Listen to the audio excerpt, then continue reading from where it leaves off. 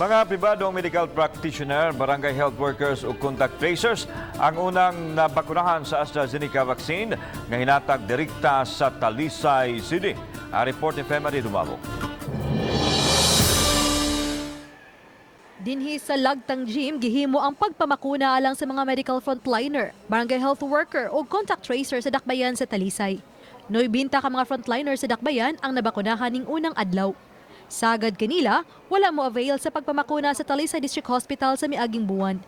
Sa ilang listahan, moabot sa 500 pa ka mga frontliner sa Talisay City ang bakunahanan. Ni Governor Gwen, through ni Mayor Pod, and through ni Dr. Giango nga unta madungagan siya for today para ma-continue na tomorrow. Collaborative action gyud sa atong mga kapitan, sa atong DSWD ug atong mga BHW o mga nurses nato ug midwives.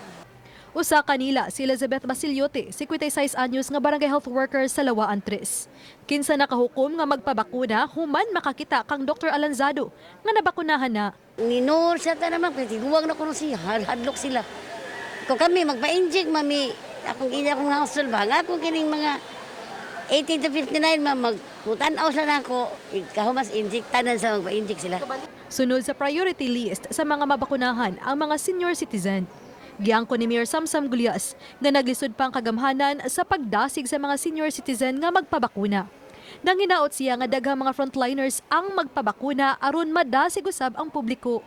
When people see that people are getting vaccinated, maybe hopefully na ay musunod na nakita. Like for example today, this is A1, some people wala nagpa-vaccinate pagsugod and now maybe they realize that importante ang inoculation sa vaccine. Laing niabil sa pagpabakuna karong adlaw ang kapitan sa Lagtang ug iyang asawa nga nalakip sa priority list tungod sa ilang pagka-dentista.